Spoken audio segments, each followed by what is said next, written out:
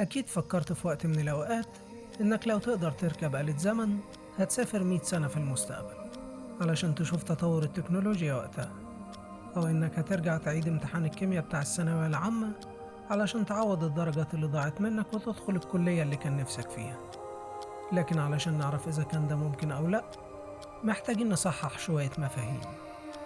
أنا محمد الصديق، وإنت دلوقتي على قناة ميتشيلا فايلز. السفر عبر الزمن. قبل ما تبدأ رحلتك بآلة الزمن لازم نحدد 3 حاجات. الحاجة الأولى، رحلتك هتكون للمستقبل ولا للماضي؟ الحاجة التانية، هتكون عامل مؤثر في الأحداث ولا مجرد مشاهد؟ الحاجة التالتة، هل الرحلة دي هتسيب أثر فسيولوجي عليك؟ يعني هتكبر أو تصغر في السن حسب الزمن اللي هتروح له أو لأ؟ خلينا ندخل في الموضوع على طول ونفترض إنك اخترت تسافر للمستقبل وتكون مؤثر فيه، ومش فارق معاك موضوع إنك تكبر في السن. كل اللي انت محتاجه لرحلتك هو إنك تنام، وبكده هتسافر للمستقبل من 8 ل 12 ساعة حسب الوقت اللي تقدر تنامه. ولو شايف إن المثال سخيف بما فيه الكفاية، فأحب أقولك إن النوم هو حالة من حالات فقدان الإحساس بالوقت، ومنها شكل أوضح بكتير وهو الغيبوبة. ومن أغرب الحالات اللي حصلت في العالم هو دخول امرأة عربية من دولة الإمارات العربية بالتحديد في غيبوبة دامت لمدة 27 سنة، والقصة موجودة وموثقة بالفيديو على محركات البحث واليوتيوب. وده معناه حرفيا إنها سافرت للمستقبل 27 سنة وما كانتش على علم بأي تطور أو أحداث حصلت خلال الفترة دي. طيب لو حابب تكون مشاهد بس، يعني تشوف بعينيك الأحداث المستقبلية ومش لازم تأثر فيها، فهنا لازم نقول إن مفيش أي تجربة أو إثبات أو حتى نظرية علمية بتقول إنك تقدر تعمل ده، إلا بقى من خلال الرؤى والأحلام، واللي حتى علم النفس ما قدرش يفسرها بشكل تفصيلي، أو إنك مكشوف عنك الحجاب، وده مش موضوعنا. بس ما تقلقش، لسه في اختيار تالت، وهو إنك تسافر للمستقبل بدون ما تكبر في السن أو تتحدد بمعدل الأعمار البشري، وفي نفس الوقت تبقى مؤثر في الأحداث. وهنا هيبقى عندنا 3 حلول. الحل الأول هو أنك تشترك في معهد كرايونيكس، واللي تم تأسيسه في 4 إبريل سنة 1976 في ولاية ميتشيغان الأمريكية، والمسؤول عن مشروع تجميد البشر. المشروع اللي مهمته الحفاظ على الجسد البشري في خزانات مليانة بالنيتروجين السائل بعد سحب الدم من الجسم بالكامل، وحقنه مادة مضادة للتجمد لحماية الخلايا من التلف، في عملية بتسمى cryopreservation أو الحفظ بالتبريد. وده على أمل الوصول لتكنولوجيا طبية في المستقبل تمكنهم من إعادة الجسد البشري للحياة مرة تانية. العملية اللي تم تنفيذها على عشرات الأشخاص، واللي تكلفتها بتتراوح ما بين 28,000 و 35,000 دولار. ولو شايف إن المبلغ كبير، فأحب أقولك إن دي تكلفة التنفيذ بس، لكن تكلفة الستاند باي هيلب أو الاستعدادات بشكل عام ما بين مصاريف السفر والانتظار والصيانة والتجهيز والتأجيل المؤقت فبتتراوح ما بين 100 ل 500 ألف دولار، وده حسب الموقع الرسمي للمعهد. وعدد المشتركين فيه لحد دلوقتي تخطى 2000 مشترك وقعوا على وثائق تجميدهم بعد الوفاة. أيوة، المعهد لحد يومنا ده ما قدرش يحصل على أي تصريح بتنفيذ عملية التجميد على بشر عايشين بالفعل، غير إنه ما عندوش أي ضمانات بحتمية الوصول لتكنولوجيا الإنعاش في المستقبل. يقول الله عز وجل: أم اتخذوا من دونه أولياء فالله هو الولي وهو يحيي الموتى وهو على كل شيء قدير.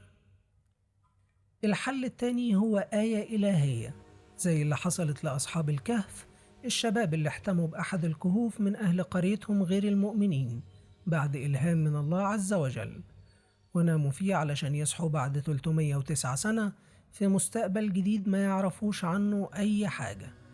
القصة اللي معظمنا عارفها، وعلشان كده مش هندخل في تفاصيلها غير بتسليط الضوء على بعض من كلام الله عز وجل في سورة الكهف. يقول: وقوله الحق: أم حسبت أن أصحاب الكهف والرقيم كانوا من آياتنا عجبا.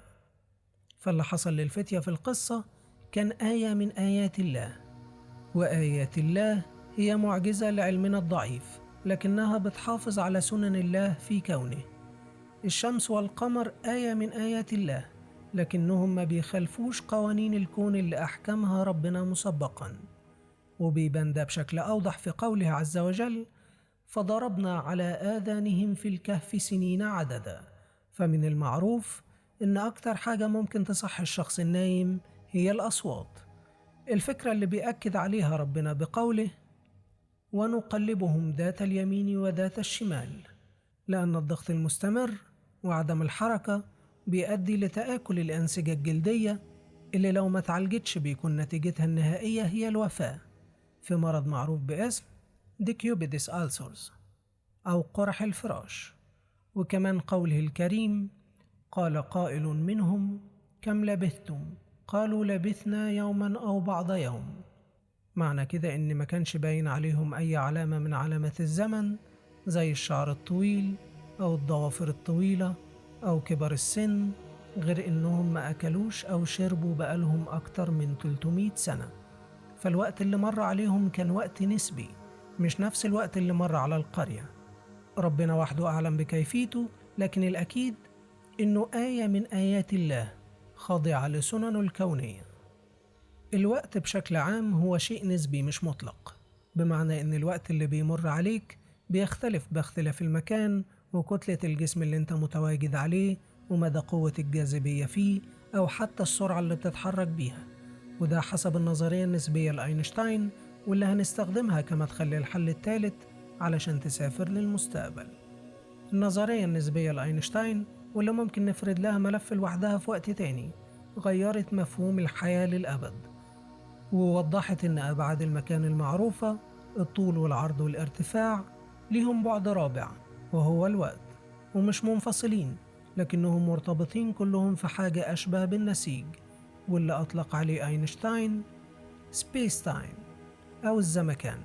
وإن الجاذبية مش قوة جذب، لكنها تأثير لانحناء النسيج ده على حسب كتلة الجسم نفسه. فلو كانت كتلة الجسم أكبر فالانحناء بيكون أكبر، وهو ده اللي بيكون شكل الحركة والدوران للأجسام زي الكواكب والنجوم.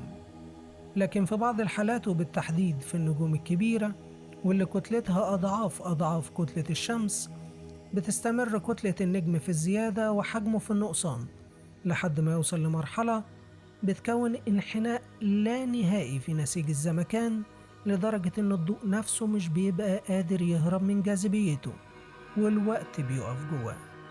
المرحلة اللي اتسمت بلاك هول أو الثقب الأسود، واللي طريقة تكونه وتفاصيله معقدة جدا. لكن يكفي إن أقولك إن أينشتاين نفسه ما كانش مقتنع بوجوده، لكن العلماء من فترة قريبة قدروا يصوروه علشان تبقى الصورة دي شاهد على واحدة من أغرب الظواهر اللي ممكن عقلك يتخيلها، واللي طريقة تصويره لوحدها محتاجة حلقات علشان نعرف نشرحها. نرجع لموضوعنا.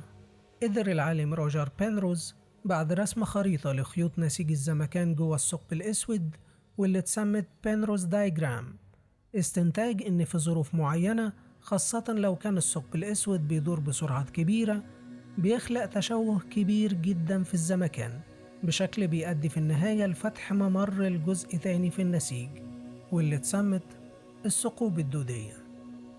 لكن للأسف هيبقى عندنا مشكلات بسيطة جدا، زي مثلا إننا ما عندناش وسيلة مواصلات توصلنا لأقرب ثقب أسود، أو إن الثقوب الدودية في الحقيقة غير مستقرة وبتستمر لفترات قصيرة، أو احتمالات انفصال الجسم عن بعضه بسبب قوة الجاذبية المتغيرة. لكن أكبر وأهم مشكلة هي إننا مش هنقدر نعرف لا المكان اللي هتروح له ولا حتى الزمان، إذا كان مستقبل أو ماضي. ما تنساش تضغط لايك، تعمل سبسكرايب، تفعل الجرس، ونتقابل في الجزء التاني.